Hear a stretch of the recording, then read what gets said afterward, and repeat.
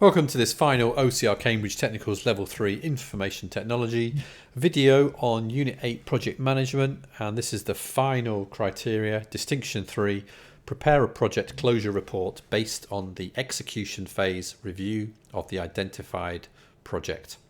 So if we go back to P6, we produced an execution phase review, evaluation. You've also done P4 as well, where you've done a review of the different elements of the project, such as the risks, the cost, the training required, the resources required. And what you're doing here is closing the project down. So when a project finishes, it doesn't just move on. There is a process where the project is closed down, and you basically take the information that you've learnt, things that went well, things that didn't, and you write that up into a project closure report, which gives a nice overview of how the project went, and then you can share that with other people. And more importantly, if you do a similar project again, so you've made a website and somebody comes and approaches you and says they would also like a website next week, then you can go back to the project closure report and you've learnt what went well, what didn't go well, and you can then make improvements. So as normal, we're going to have a look through the unit guide and then have a look at how to create this information. So obviously you want to produce the information for your report, and this is what you need to do. So in the execution phase, this is page 5 of the project unit guide. What we're looking for is this section here, the phase review. And what I recommend you do is copy and paste this into a Word document. Now you've already done something similar like this back when you did the merit criteria, but just to cover the distinction criteria, we're going to ensure that this is done again. Then what we're going to do is look underneath it, and it says, look, project closure report, the final document produced to enable the formal closure of the project. And it lists what you have to do. So what you want to do is copy that, paste that into Word.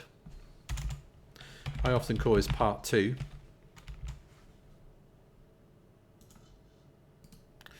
And then go back, and I think on the second page there's a couple of other headings here.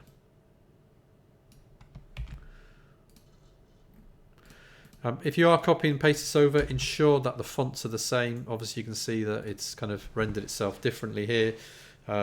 It's changed this to an O, it doesn't recognize that. So it's worth spending some time just tidying this up. Because these are going to be your headings for your project closure report. So again, I would make them into title case. Didn't want to do that.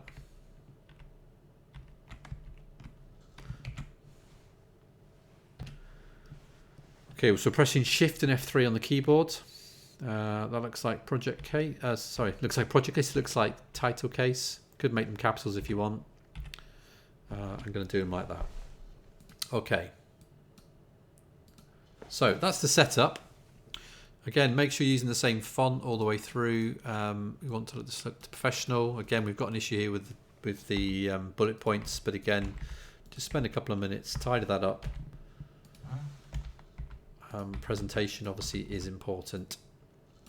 Here we go. Okay.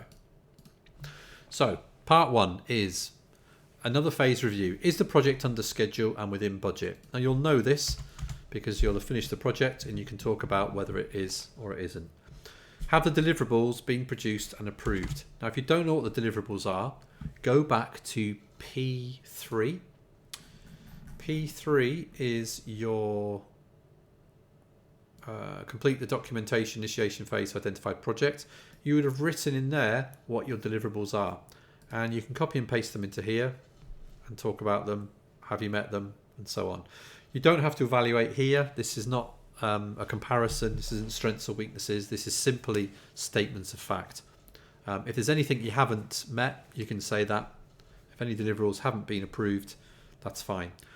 What risks did you have? How did you control them? Any other issues that you came up against? Is the project on track? Yes, it's completed. Should the project continue? Yes, it should. And then we move into this project closure report. Okay. So project summary is a quick overview of the project and what you've done. Doesn't have to be, an essay, a couple of paragraphs, and you're sorted. The reason for the project closure. Now, hopefully the project's closed because you've completed it. So you can write just a sentence there or two stating that the project has been closed because you successfully come to the end of it and produce the content. The assessment of the project performance. So you can talk about how well did it go, what went wrong, what went right, how did you work. Again, be factual. You don't have to talk about strengths or weaknesses. Just talk about what you did. Is it a good performance and why? Why not? Achievement of the project objectives. So again, talk about what you actually made, the product you've created. Is it any good? Does it work? Is it tested? Does the does the customer like it? And so on. Performance against your planned time and resources. So again, this is looking at your planning, your Gantt chart, P5, and your phase review. Okay, did you go over budget? Did you go over time, under time? What happened? Lessons learned. That's quite a nice, easy one. Next steps, if you're going to do it again. Outstanding activities. And if you haven't got anything outstanding, you can say there are no outstanding activities. Okay. Obviously, please make sure that you keep this distinguished from this. Okay. This is obviously a heading. This is the content. So ensure it's clear to the examiner and the moderator which one is the answer, which one is the heading.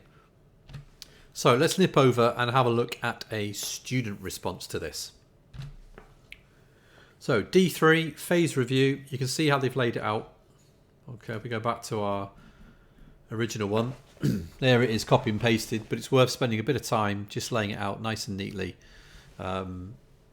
Makes it look more professional, and also shows that you understand and take pride in your work. So here we go. Is the project on schedule and budget? The project's not on budget due to the internet costs being much higher than anticipated. Okay, that's absolutely fine. This is a it's not an evaluation, it's a pure factual response. Have the deliverables been produced and approved? Now this student's actually broken them down into the deliverables. The third, the fourth deliverable, the fifth deliverable. And again, if you go back to your P3, you'll be able to find out what you said your deliverables were going to be. Have you mitigated the risks? Were there any other issues? Is the project on track? Currently, yes. Should I continue? Yes. And then here we go, part 2 with the responses. Again, just to draw your attention, there's the headings straight from the user guide or the project guide. And you can see they've nicely edited them, underlined them, made them into headings, and then they've got their responses. So project summary, reasons for the project closing. It's closed because I've completed the website. Performance, achievements, outputs, and so on and so on. Lessons learned, celebrating success, things that went really well. Next steps, no outstanding activities, any remaining issues. One issue remains that the IGN may send the website back. So they could say in a couple of weeks' time that it's not good. They also need to update the website as well. Ongoing dependencies, they need to keep paying the money for the domain name. Spelled incorrectly, but we know what they mean. Costs for the ongoing support, handover of assets. How are you going to hand over your website? By email, it'll be encrypted. Going to offer training also to the employees. So about a couple of pages of worth of work there. Again, I've said it before, but I'll say it again. This isn't an evaluation. This is just purely factual. Answer the question. You don't need to explain why it's good or why it's bad or why it hasn't worked, etc. You can just say what's happened, statements of fact. Okay, so that wraps up all of the criteria for this unit. We've covered all the pass, all the merits, all the distinction. Remember that you need to have all of the previous grades in order to get the next. So in order to get the merits, you must have all the pass criteria sorted first. In order to get all the distinctions, you must have all the merits done first. So don't think that you'll jump ahead and do a distinction criteria thinking it will get you a higher grade. You have to have done all the merit criteria.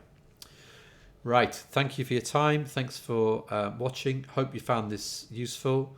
I will be doing some of the other units. Let me know which ones you're interested in. Let me know any further information or support videos that I can produce. And thank you for your time.